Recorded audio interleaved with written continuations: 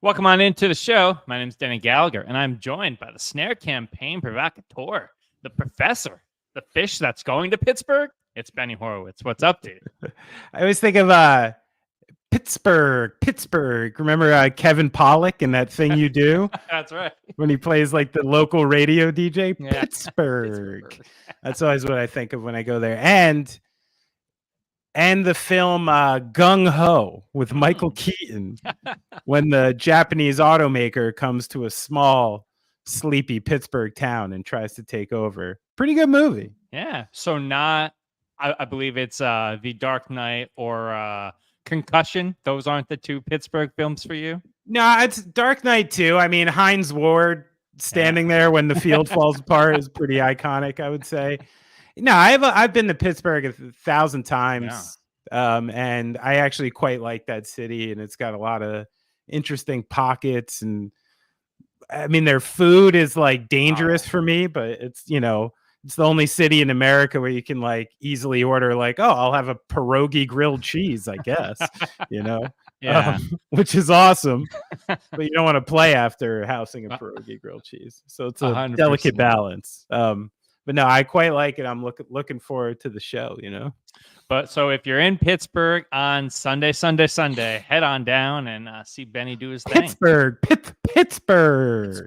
Down in Pittsburgh. Oh, a little anti-flag, little Christina Aguilera hometown. Got a little bunch of everything over there. Is that the big two you came up with? Anti-flag. That was just off the top of the dome. That's pretty good. Who else? Mac Miller. That's nice one. Wiz Khalifa. There's got to be like a Steely Dan or like I bet like one of the good 70s bands had to be from Pittsburgh. If anyone knows, like chime in. I'm curious. That's another thing I think of with Pittsburgh is the Deer Hunter. I know they weren't in Pittsburgh, but they're like out there. They're Steelers people, Yeah. So anyway, but this weekend I'll go see Alkaline Trio. I'll go see the Interrupters. Big show. Dave House is playing. Sincere Engineer, good group. So yeah, I'm looking forward to it. It's gonna be nice. Use promo code Benny. No, just kidding. There's none of that. But what's up, dude? How's it going? That's it, man. Getting ready for the show. Taking care of the seeds. Taking care of my lawn. You know how it is. Fighting the fight out here. So the seeds was lawn care, not about your children. Got it. Moving on. Yeah, I'm deep like that, man. It's layers. Take it how you want. It's like a song. Oh, I will. Each and every day. And you want to know what segment each and every time is a bunch of layers and like a song? Let me guess. Is it This Day in Music History? Thank you for the delay. Yes, it is. Almost couldn't find that button. What do you got? All right, you're going to love me for this. Please, this day in 1973, at a dance party in the Bronx, DJ Kool Herc played a set with instrumental breaks that his friend emceed over, marking what many consider the beginning of hip-hop. Now, the thing I love about this story always, like, it's been well documented, this like how often can you literally like tie the birthplace of a type of music to one party? You know what I mean? Like the one and the people lucky, like there are people who can actually sit there and be like, you know what? I was there. I was dancing apparently when like hip hop was birthed in 1973. And to top it off, the other thing that's cool is like, historically you'd be like DJ Kool Herc is probably some like big local known people. He was 16 years old. His name was Clive Campbell. He was just known as Hercules because he was big, and he was throwing the party to raise money to buy his sister clothes for school. And it was in like the basement of an apartment complex. Like, I just love that kind of thing. And I don't know. It's just a great story that came out of there, and the birthplace of hip hop in one place. What I love about that is I have that as a whole ass topic, and you're just like, let's just roll the dice at the beginning of it. But I thought I was just teeing you up. I thought there's plenty of meat here. You don't want me to get into John Lennon talking about Jesus and the Beatles? You want me to just get right into it today? No funny business. Listen, whatever the listeners want, I'm here for the people. Denny, what do you think? Right. You're the radio producer. That's right. Well, yes. All right, I'm gonna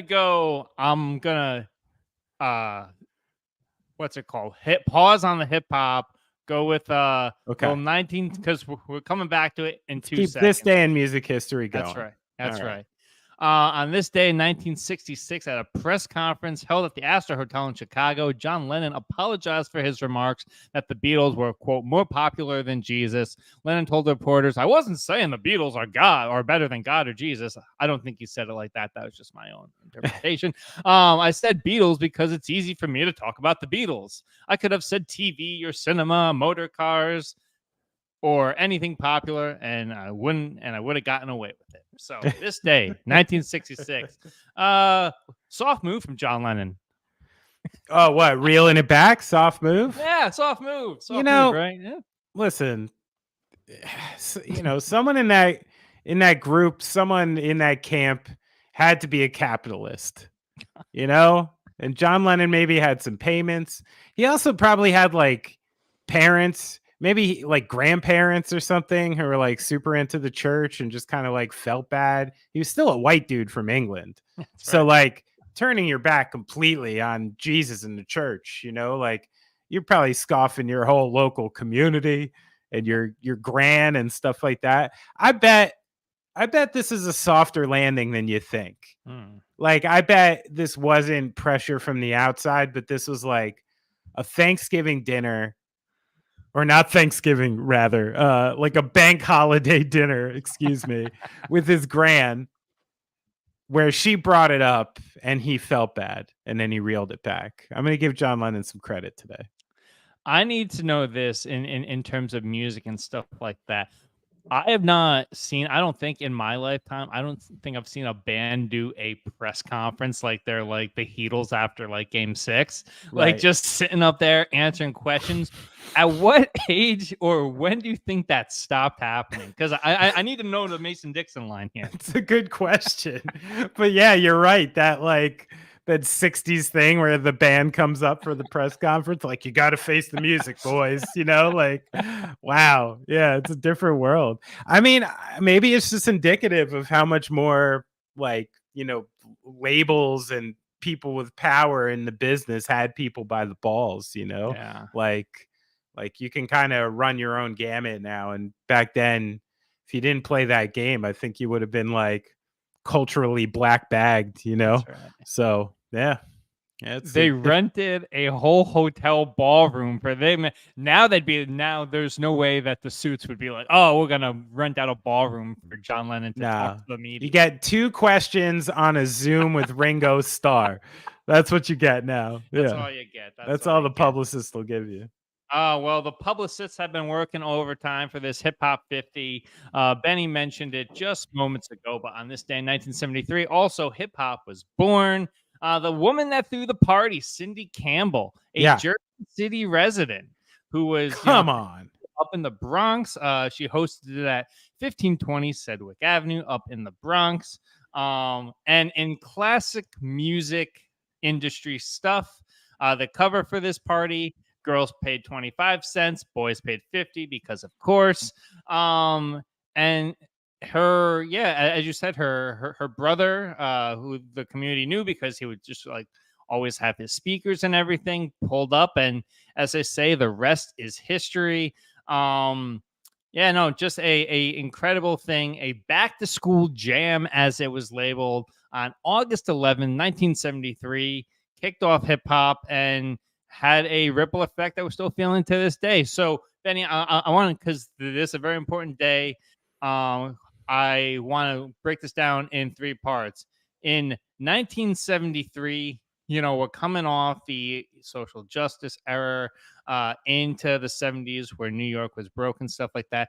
What do you think something like this meant for the past then? And then kind of as this goes forward into the 90s and this all explodes, what do you think were the instrumental pieces that kind of led to culture, at least modern culture, changing forever?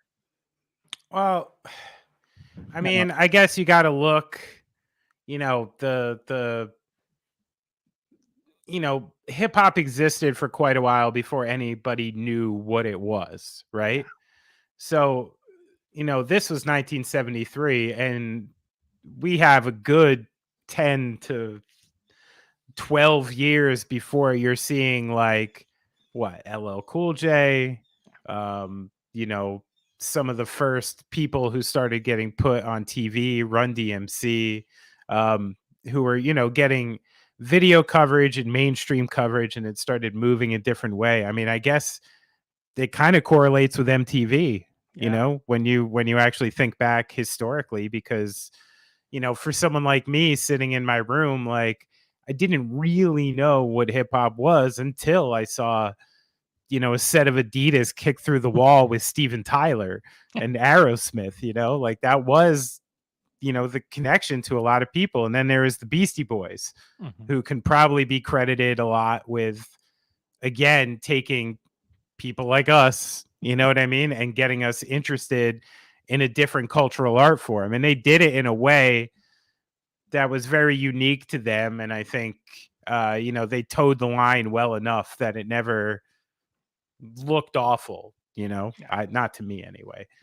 So I think that was like the first delineation. And then you have kind of the second delineation, which I think is almost the introduction of the West Coast. You go from NWA to Public Enemy, and then that moves again into like the massive success of like Dr. Dre and Snoop and Tupac and all of that, like, you know, and that coincided with what was going on in the East Coast with, you know, Biggie and Nas and, you know, Wu-Tang Clan and everything that spread from that. So like, you know, just these iconic figures too. And I think we've discussed it on this show before. The reason why the most successful musicians who have ever become actors are always hip hop stars, right? And it's because they're characters. You know, they present themselves often as like larger than life characters, and there's like a stage persona and a musical persona that's not exactly the person. And you know, that plays well when like all of a sudden Tupac's in a movie, Queen Latifah's in a movie. Doesn't play as well if it's like, oh, Brendan Flowers is in a movie. You know, it just doesn't work. So then there was that introduction too. I mean, we literally had the pop culture reckoning where it was not only music, it was also film, you know, and other mediums that started taking a hold there. And then from there, I mean, that's what's funny about it is like hip hop's getting so old as a cultural art form that you have people who never moved out of their decades, you know, so you do see a lot of like 40 and 50-year-old hip hop fans wearing Timberlands and saying that everything new sucks. And then you have like these new hip hop fans, you know, dissing you know, Eric B on Rakim as if you were dissing like, you know, the Beach Boys or the Beatles in a rock and roll argument. Like the weird like microcosm pocket kind of shitty arguments about what is the art form, what's true, what's not, is such a narrative now, right? That I think it's that's when an art form becomes like bigger than itself. It's just part of the thing.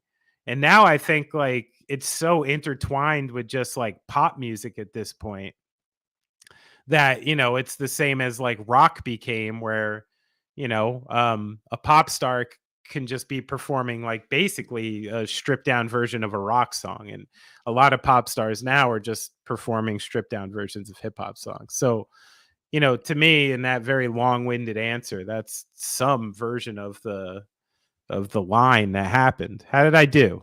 Oh, you did great. It The seemed only thorough. I was It in the seemed middle of it. very I'm like, is this thorough. too thorough? I was like, oh my gosh, like is Benny writing a book? I was like, do I have I'm to not be even worried? reading. This is just off the dome right now. Oh, Jeez. it's so funny when it comes to hip hop though, because it's like when the mediums shift, you know, when TV and everything is introduced, we get the Beatles, and this was at the right time that when the internet comes about and people are taking everything off of like LimeWire and stuff becomes free, you kind of get like sample culture and everything like that. So it was the perfect music for the perfect time when, I mean, granted, it had to mature into the internet age, but I also think having it available once the internet matured and everything like that and accessible, the access there was key, because it's always been something, And as music grows, it becomes inaccessible, and we're starting to see that now, Mm. though. And it changed forms again with the rise of like different social media. So it's going to be interesting to see in like 10 to 15 years what's the musical form that comes out of this rise of, people being on like TikTok and Instagram and all that stuff all the time. Like I don't know if it's just like we just live in like mashup culture, if we live in this weird nostalgia era where like, we've talked a lot about the interpolation, if that just comes back and everything. I don't know if you saw this, but like Olivia Rodrigo just put out a song today, and like she sounds like Madonna, like Lower East Side, like punk pop a little bit. And Yeah, I'm like, yeah. what's happening here? Yeah. Like, No, and then even my wife was pointing out the other day, we had like a waitress in a restaurant we were at with my family, and she's like, this girl dresses like exactly how I dressed in the 90s. Like, and there is that cyclical every 20, 30 years, like things come back and they come back around, just like, the 70s got super cool, in the 90s and stuff like that. And like, that's almost like where grunge came from, the fact yeah. that people accepted the 70s again. So, there's always that cyclical thing with that, and everything's going to come back. Like, and I think it's already happened in hip hop, which is great.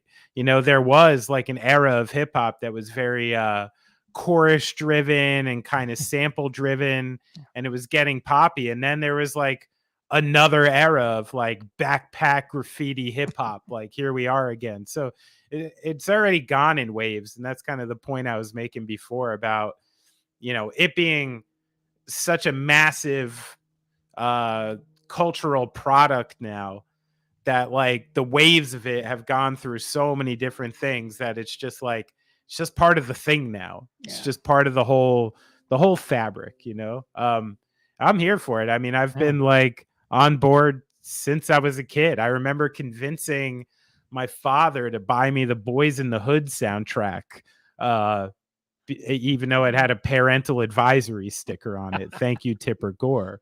And that, and like it really was like illuminating to me, because the only stuff I knew at that point was like pretty mainstream hip hop stuff, and the Beastie Boys like throwing pies at each other, and Run DMC jumping through walls, and then you're like, oh shit.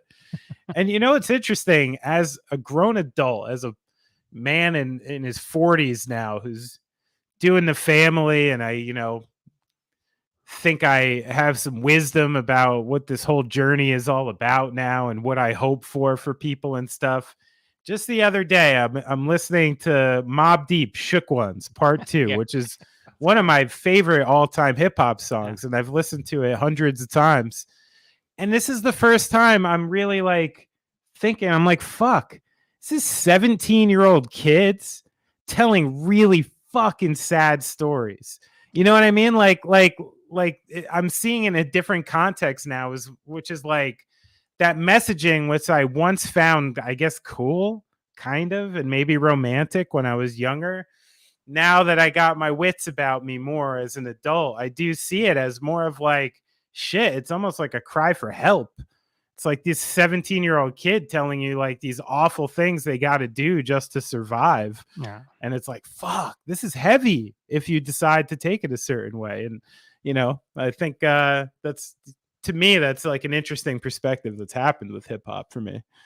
100%. And then like the figures, you can, like, you talk about that stuff, and like like the stuff that Jay-Z and Biggie were talking about aren't so much in hip hop as is, and this is an angle we love to go, as it's been more corporatized. Like, you're not going to hear like the kid that like made the track in his bedroom, like Kanye Right. making College Dropout over here in Newark. Like they're gonna be like, oh, do you want to do that? Do you want to do that? Do you want to appeal to white America? And that's like the other crazy thing. When I started working in radio, on like the music side of things, it was like you had your pop, and then you had your like quote unquote urban channels, which is like okay, and then I had your rock channels. But now, I mean, there's still some holdouts in some parts of the country, but now like you'll hear like a like Post Malone, or like you'll hear like a J. Cole song on like a top 40 channel, which is like interesting. How, I don't know if it's because they're like, listen, you can't censor kids, or protect them from ideas in the age of the internet. So like, let's just spring for the cash.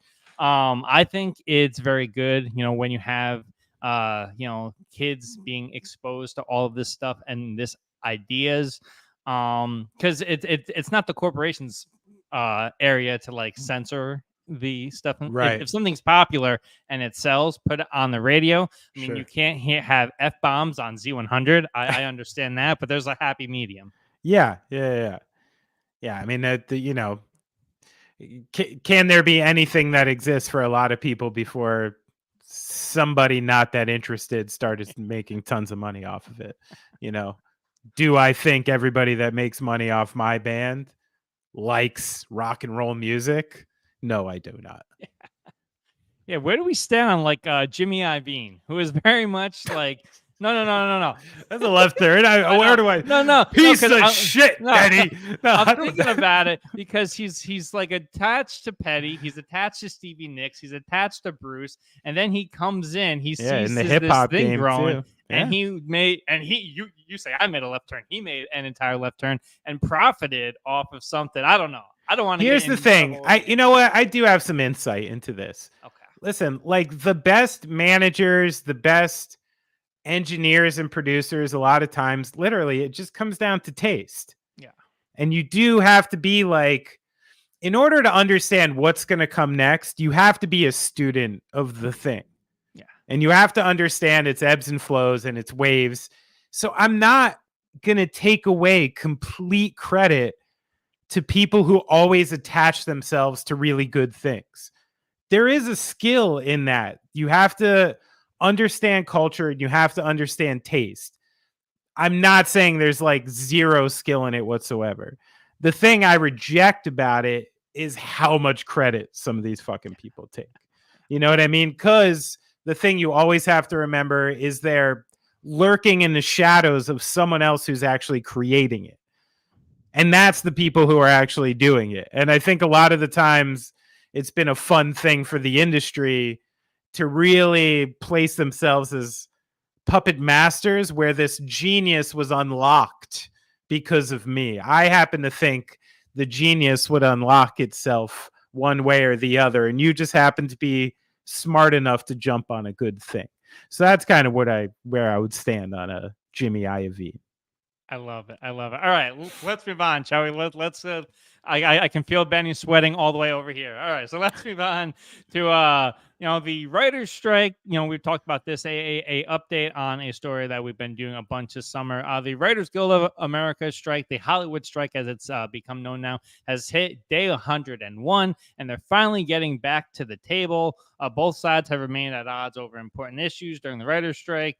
Those issues include viewership-based streaming residuals, a minimum staffing level in TV writers' room, a guaranteed minimum number of weeks of work for TV writers, all of the stuff for people trying to get a living wage to create some of your favorite shows and stuff like that.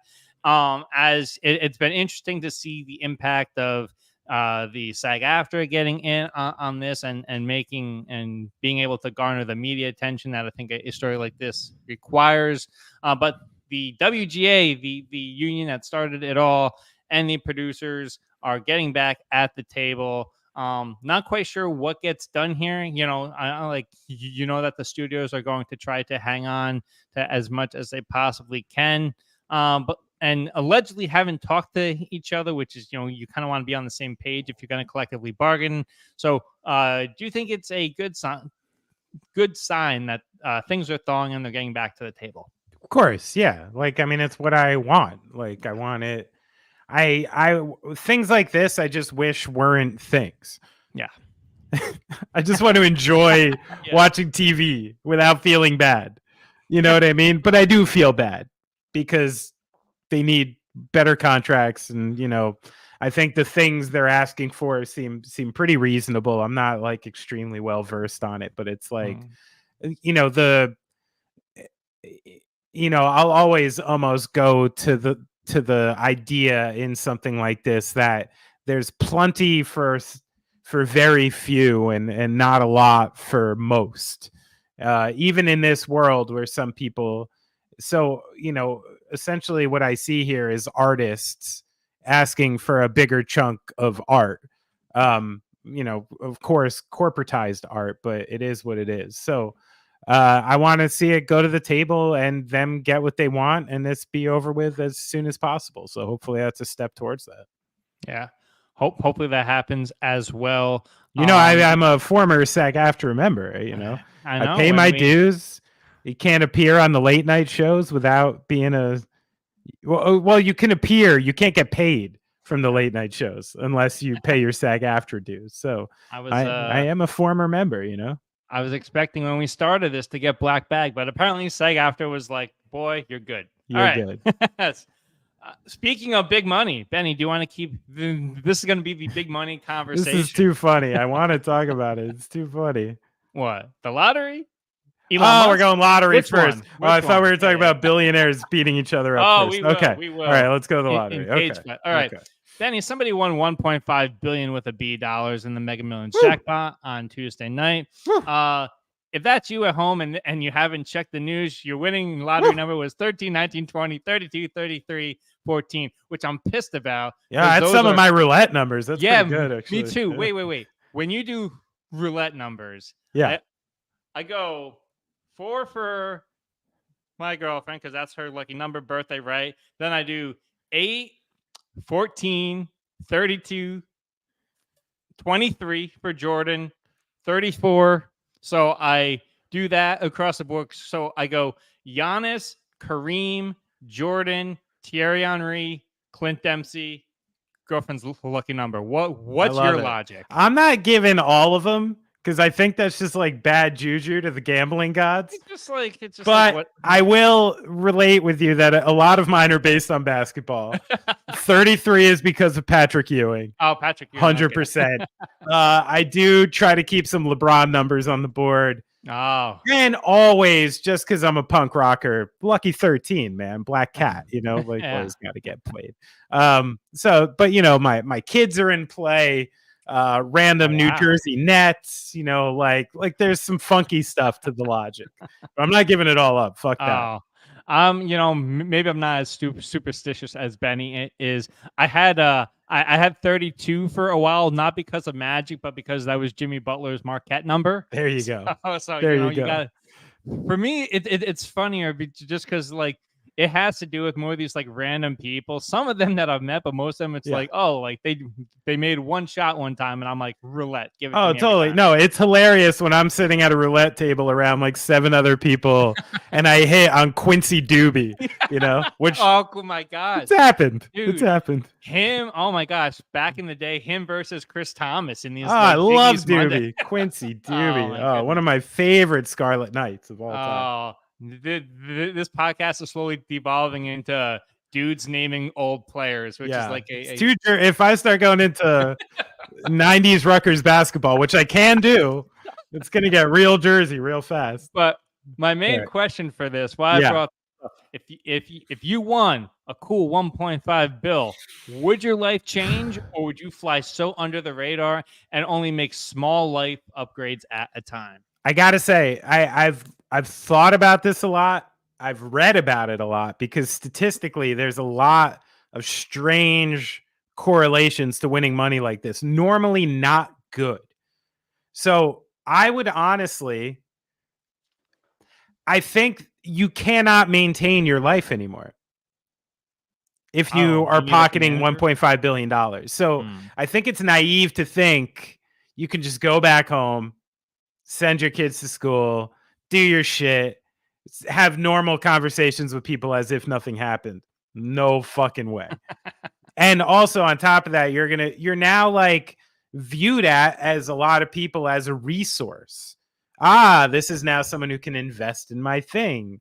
This is someone who's good to know. I bet they'll throw good parties with great cheese. There's a lot of weird things where I don't know, there might be a core of people, but for ancillary people, I think there's probably sown mistrust and probably pretty fast. And I think that's why when this happens, people are removed from their normal life and put in to the life of a 1%er, which is quite different and kind of lonely and weird. And I even listened to a podcast interview once with a shrink who exclusively works with the 1%. And they even talked about that. And one of the things about living that lifestyle is it's incredibly isolating because very few people share your life and your lifestyle now. And now you're just like in this group of people you kind of didn't ask for. So to answer your question, I think I'd try to get rid of it as fast as possible. Brewster's Millions style. I'd give quite a bit of away because it's just like too much fucking money. So I'd pick like some great organizations and maybe even start one just so it's a self-propelling kind of thing that can keep moving as the years go on with a sort of endless bank, you know? But then like just have funny money for a while and go crazy and just get rid of it and then get back to your normal life. I think that's the way to go, you know? Well, when we show up in a tricked out podcast studio next week, he'll be like, "Oh, Benny, wow, okay, Yeah. little Brewster's Millions action." Yeah, I'm not trying to leave like generational wealth to my children. The fuck out of here. The world is burning. Let's have some fun. Let's just have the most insane year of our lives. Come on, kids. Let's go. Oh man, that one's not getting clipped. They're not going to want to revisit that one. All right. Well, speaking of the world is burning, lack of generational wealth, maybe after this, we got a couple billionaires wanted to duke it out. That's right. Elon Musk and Mark Zuckerberg have not abandoned their talks for a mixed martial arts fight, which is just a mind fuck of a sentence to say. The pair are aiming to hold their historic fight at the Colosseum, which it's like, come on, like at least go to. Okay. All right, let me finish this and then I'll get to the thing. On Friday morning, Musk posted on S that the intention is to hold the fight in, quote, ancient Rome. They've even roped in Dana White to the whole thing as he's trying to secure everything happening. So bunch of rich guys fighting, bunch of burn it to the ground money happening right there. What do you make of Musk, Zuckerberg, PPV at the Coliseum? All right, so there's two parts of me, right? I mean, this might just be two parts of humanity, if we're all honest. And there's the one part that's like, I want to watch these guys fight each other, like the hallway in school, fight, and I want to see who's tougher. I want to see who wins. I want to see one of them just get beat up real bad, kind of Elon Musk a little bit at this point. Yeah. And like, so there's one part of me that's like, yeah, fun. Let these guys fight. The realistic part of me doesn't think it's going to happen because, like, you know, they have PR teams. Somebody is going to look awful. And remember like when Ted Cruz and Jimmy Kimmel played one-on-one? Yeah.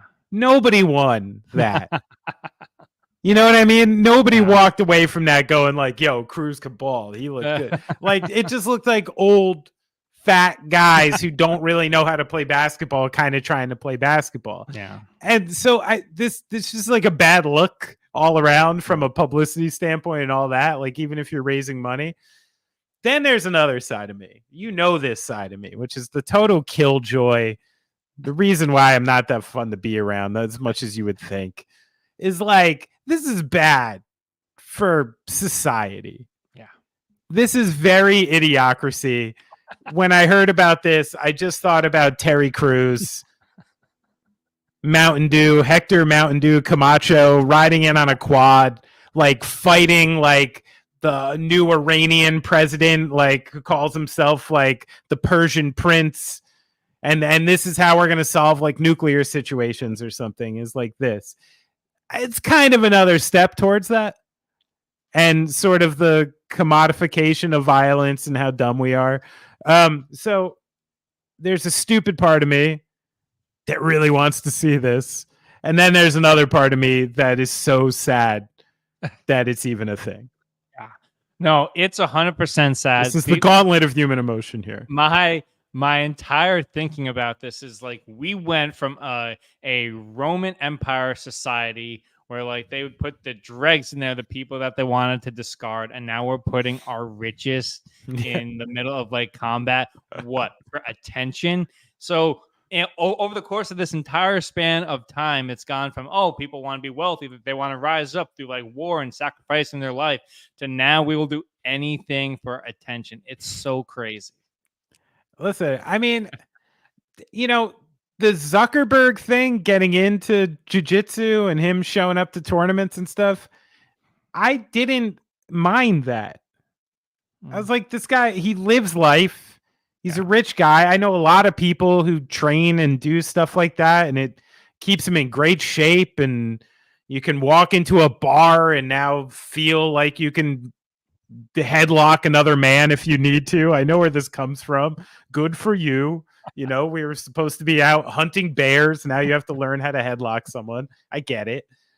So there was part of that where I'm like, this is just some dude's journey, and it's kind of interesting. And he seems to be humble about it and learning and stuff like that. I'm like, cool, but now this is when this goes too far. Yeah. 100%. Always too far. Well, we've gone too far on that topic. Yeah. Benny, do you want to move Reel on? me back, please. No, reel you back in with a little baseball and a little Shohei Ohtani. What's more soothing to me than baseball? Very few things. Well, summer, baseball, sound of the bat. Oh. By the way, no, that's not necessary. Don't do it. All right. Don't do it. I know. All right. Shohei Ohtani left the mound the other night, muttering to himself after his 97th and final pitch ended in the 6th inning on a night where he looked drained physically and mentally. The Angels' two-way superstar fought through fatigue. Ohtani's doing stuff at this point that is historically just crazy. Yet again, each and every week we have something to bring up when it comes to this guy. Ohtani surpassed Babe Ruth in yet another measure of two-way transcendence, becoming the first player in Major League history to have multiple seasons with both 10 victories and 10 homers. He's also the only player to record 10 wins and 40 homers in the same MLB season. So the Angels, they go all in on him. People applauded. The 67% of Americans surveyed by, the people that do this kind of thing were like, that was a good move to do. And immediately the Angels continued to slide, wasting yet another historic season from Ohtani. Big ups for his accomplishment, but also like, Anaheim, can we get this together, please? Listen, I think we all turned into fans for a couple weeks. You know how like it's like, I'm a Nets fan, right? So right now I am in the process of talking myself into Darius Baisley as a 25-minute a night, really smart, low-key piece for the Nets. It's going to put him in a different tier because I'm a fan and I want him to. It's not going to happen. I'm realistic, but I get it. I think this happened with the Angels. What we wanted to see as fans, right, is this guy came to this team. This team was like, no, we don't want to let him go. We're going to get extra players. This is awesome. Now we're going to get better and make the playoffs. And now we're going to get to see Ohtani in the playoffs. Great, because that's what everybody wants. So we all sold ourselves on Randall Grichuk, CJ Crone, Lucas Giolito, not a bad player, Ronaldo Lopez. We were like, oh, good. Even with Mike Trout out, Anthony Rendon being a shell of himself for like a half decade now. No, this will do it. They're going to be great now. And then they're like 6 games of this losing streak, and you actually see the lineup, and you're like, oh, right. It's CJ Crone. It's Randall Grichuk. Like, they're okay. They're decent, like MLB baseball players. I'm not saying like these guys are bums, but they're not moving the needle in the, especially in this race with like the Mariners fucking coasting and all these other great teams. You're trying to get through the Mariners, the Astros, the Rangers, like these fantastic teams too. So I think that's what happened. And now it's like, now I can't help but go like peek my eye at the Nationals and be like, oh, why do they have 50 wins right now? They're not that bad. And a big part of that is 22-year-old CJ Abrams coming up at short, like 24-year-old Mackenzie Gore starting to have some really nice starts. Like that package they got back for Juan Soto is starting. It's starting to play, and it's good, and there's a lot there, and there's even more in the pipe. So, the deeper and deeper we get into this and the more games the Angels lose, I go, yeah, I guess they should have traded him. Fuck. It's not what I wanted. It's not what I want as a fan. But if I'm running an office and you take your heart out of it, and you start just using your brain, yeah, they probably should have traded him.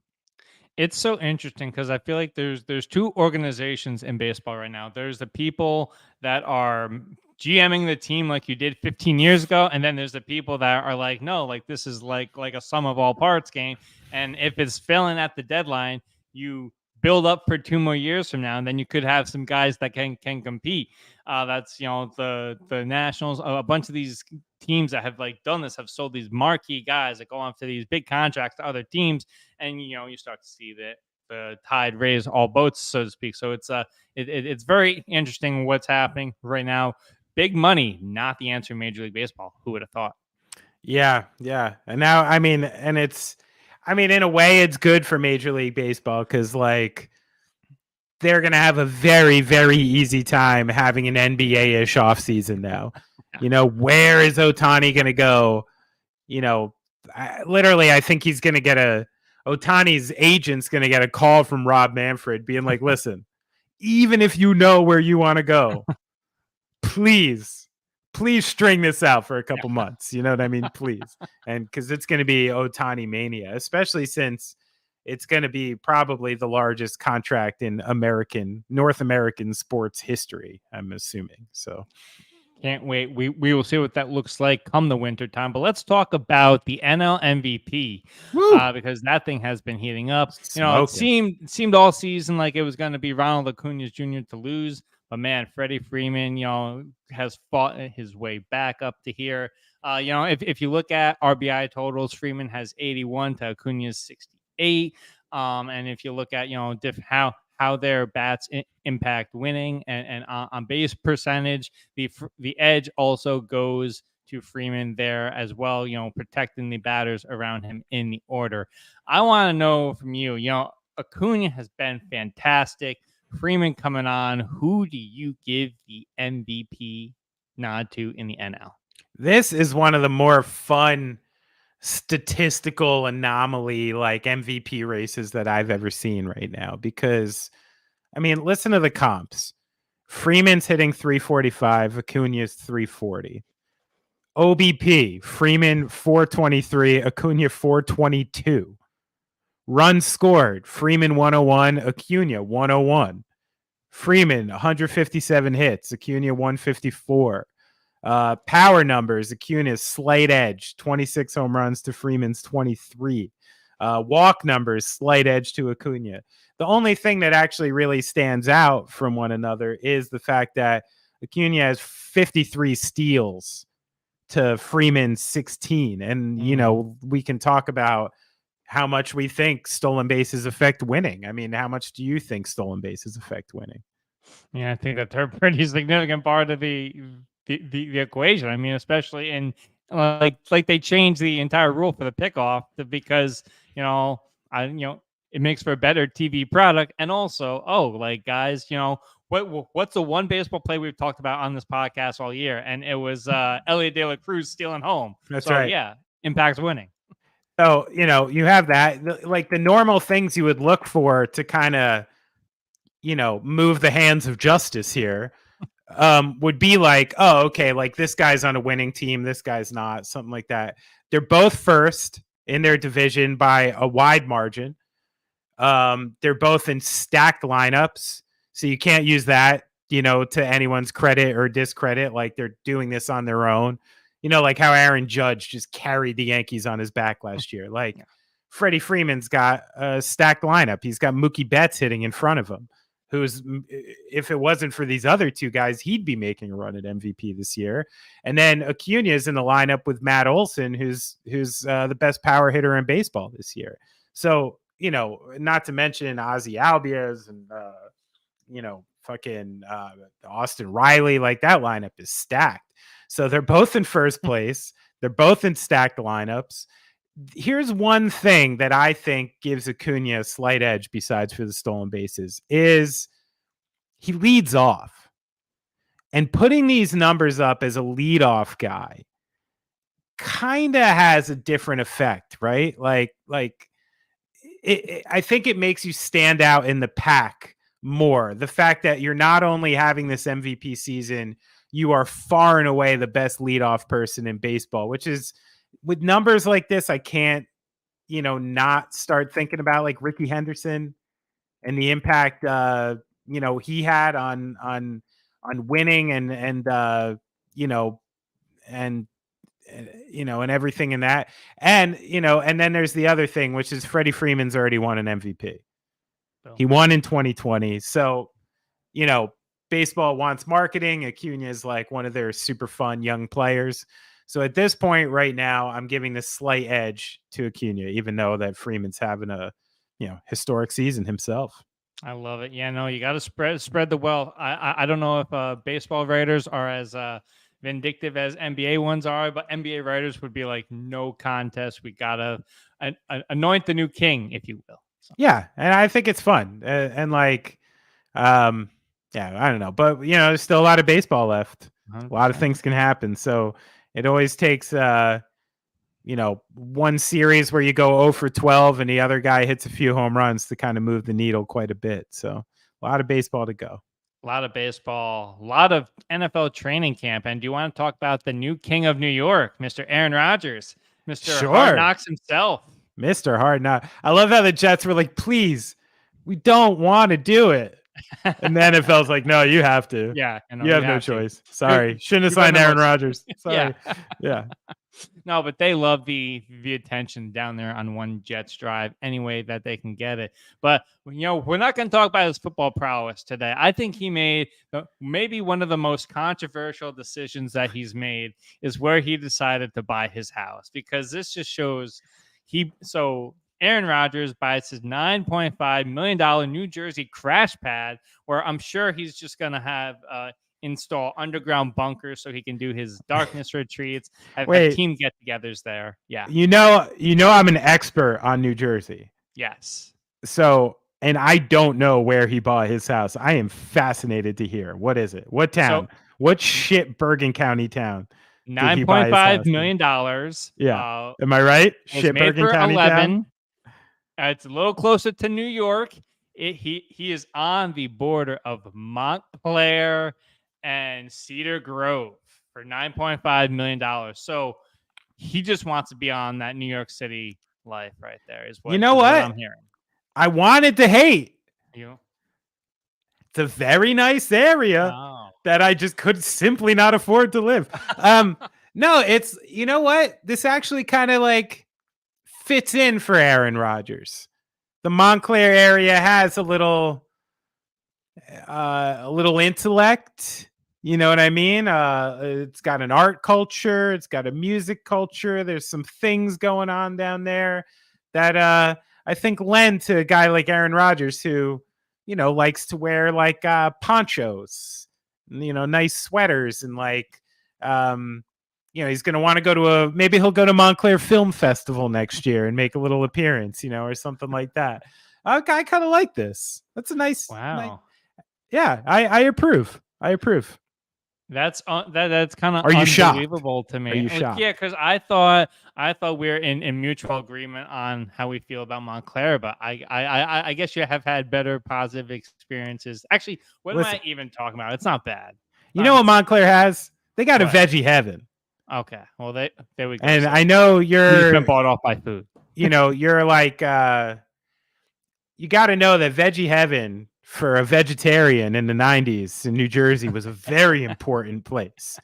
If you wanted mock meat, you had to drive like an hour and 15 minutes to Route 46 in Parsippany to taste it. It was a thing, Yeah. So the veggie heaven in Montclair, I've had a lot of good times in Montclair. So it's fun. Bloomfield Ave Cafe. Had a lot of great times there. I've played a lot of good shows there. The Wellmont Theater, not so bad. Decent food. You got Frank Isola up the hill. Maybe they'll have a glass of wine together. Maybe him and Scal can get together and have some fun. You know, half his agents probably live there or like around there. So that's where he is. His agents were not coming to just north of Kohler in Wisconsin, where he lived for all that time. Like, would They're you want him coming to go to? Montclair. Like, do you want him to go to Lyndhurst? Like, you know, it's all right. It's a good drive for everything he has to do. Not bad. You know, decent but choice. I'm sure he's tired of having his palatial estate. By the way, when was the last time you played in Montclair? I imagine it's been a while, right? Yeah, I mean, I guess, well, like when Gaslight played the Wellmont Theater, like, which was, you know, early 2010s, I think. So I actually we were still in the van life when we played that show. Wow. And we were coming home from a tour, I think, and we had leftover merch, and the van was packed out.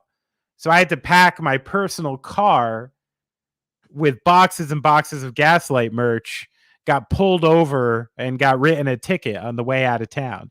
So that was actually a negative Montclair experience that time. Yeah. I love it. All right. Well, one last story today. It's not Montclair. It's not New Jersey related. You know, we just got to get in our bag for 2 seconds. You know, we talked about Quincy Doobie and Montclair today. I think we're good on the Jersey. New Jersey front. Yeah. But actually, you got 2 more quick ones, and we'll do a fielder's choice for you. Benny, do you want to talk conference realignment or Giannis still being plagued by his injury? I think conference realignment is probably a little more apropos. Sounds good. Yeah. Well, I don't know if you've been following this stuff, but this conference realignment stuff is absolutely crazy. We're not going to run through everything because, you know, it's a what's that, 3-card Monte where like that they play at the where with teams entering conferences, leaving conference, going this way, going that way, doing all of the things. Essentially, the Pac-12 is on the edge of ruin. They only have 4 teams left. The Big 12, as compared to what we talked about last year, is back from the dead and seems to be a player. The Big 10 and the SEC seem to be the 2 big juggernauts when it comes to teams in it and everything like that. You know, you've got Big 10 country now stretches from Rutgers all the way out to Westwood, which is unbelievable to me. It's poor field hockey players. That's right. And like gymnastics, fencing, all that stuff. Yeah, that shit sucks. But that actually brings me to my question when it comes to this. Do you think that these big time football schools that have made this like $1 billion plus business need to just make their football teams, these private entities, out of the NCAA jurisdiction and just give people the true version of semi-professional football on Saturdays that they so desperately crave? You know, like probably not, because I got to assume a lot of these sub programs in sport, like, you know, does the Alabama, you know, volleyball team, do they like, you know, basically, do they get to reap the benefits of Alabama football being what it is and the merch and the things like that? Yeah, probably. They probably get better accommodations, better facilities, better everything for all the other student athletes as a result. So as much as I hate to ever invoke trickle-down economics as something that works, because this is a tool of power I try not to utilize. But in this case, like, are they better off? No, probably not. And that's one of the reasons I think that you can't pull it and make it separate, even though it seems obvious. Here's one of my big questions. Like, when is the Big 10 going to grow a sack and stop with the 10? Oh, wow. Branding. I mean, we're up to what? We're 18? 20 almost. 20. Yeah. So like, that's just foolishness at this point. I know you named it the B10 network and stuff like that, and you got some branding going on, but like, you got to go SEC style and just come up with a different name that makes a little more sense, because it's fucking stupid. It's been stupid for a while. Like, I'm a little upset to see the Pac-12 like this, you know, like I grew up with particularly like, you know, UCLA basketball being such a huge thing, USC football. You have you know, the, you know, Stanford stuff and all the you know, the band running onto the field and all this like fun historical stuff. So like, I do think whenever something like this changes, just like when the Big East got fucked, there's like a whole history and a time rivalry and cool things that just kind of gets disposed of, which is like kind of a bummer. You know what I mean? Like, Yeah. and I've been through this as someone who was like just a massive Big East fan. And you can still be. It's a choice. But I was here for Georgetown Rutgers. I wanted it twice a year, like this is my thing. And I don't get it anymore, I mean, that's a choice. Seton Hall Rutgers not being a conference battle is Again, ridiculous to me. A big choice on your part. Ridiculous. You could have it. Just don't play football. Don't play football. Yeah, just hard. Yeah. So that's what I think. I mean, it is what it is. It's going to keep happening. This realignment stuff's been happening from the day I started getting into college sports. But I do think there's a lot of conversation on the end game here, and what exactly we're doing, especially since I mean, essentially, I think the Pac-12 disbanded because they couldn't get an appropriate TV contract, and that's it. So. Like where are we at if that's really the impetus? I'm not sure. Yeah, and it's very interesting to see what those remaining 4 schools could do. There's been rough talks with the ACC, which would be interesting. Adding it's so funny when Florida State was talked about adding your Stanfords and Cals and stuff like that and flying all the way out there. Stanford's one of the most prestigious academic institutions in the country. And he's like, it's a net zero for us when it comes to making a business decision. How sad is that Florida State, a school that doesn't really care about academics, cares more about the football program and every step way more. It's like, adding a school like that with a big endowment, investing, all that stuff. Yeah, that's not good for us. Florida State looking down at Stanford. That's where we are right now. Now, I'm also wondering now, a school like Stanford that has such pedigree in other areas, you know what I mean? Like who cares about Stanford, football, but they have a science program where, and stuff like that. Does Stanford go the way of Notre Dame? Do they just take themselves out of the mix, get their own TV contracts, and become this separate entity? I mean, that's also a path that some of these schools with their own kind of built-in culture maybe have a chance to take also. Yeah, I hope so. The other interesting thing was the southern schools. So your Arizona States, when all this, they moved to the Big 12. Now Colorado's also going to the Big 12. I don't think, I think when we look back at this further, look at the impact of Deion Sanders kind of saving Colorado from really being in the Stanford Cal conversation. Oh, yeah. That was a lost cause. So yeah, that's a good point. Neon Deion keeping it coming. Look at that. No white socks. No white socks. Get out of my locker room. He's bringing Louis to Boulder. So, all right. It's going to be interesting to see where that goes. But would you make the sojourn out to Hollywood to see Rutgers UCLA on a Tuesday night? No, of course not. I might be into it because then I'll actually get to watch it. Yeah. Because it'll be on at I do watch a lot of West Coast sports. But no, that's the thing. It's going to be crazy, and you're trying. I mean, take it from a Nets fan. Like, it takes generations to build real fandom and rivalries and stuff like that. So it's like, how long is it fucking gonna take for Rutgers and USC or UCLA to actually form some kind of rivalry?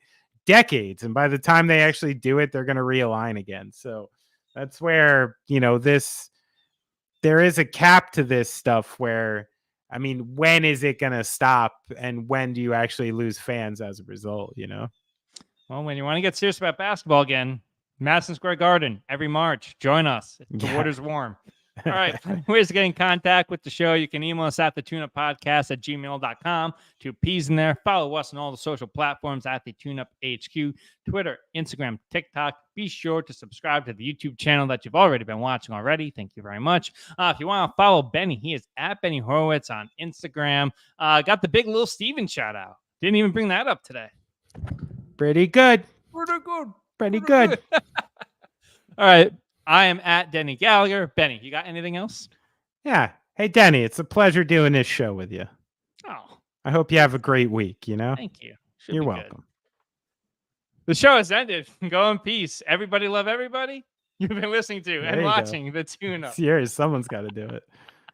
All right.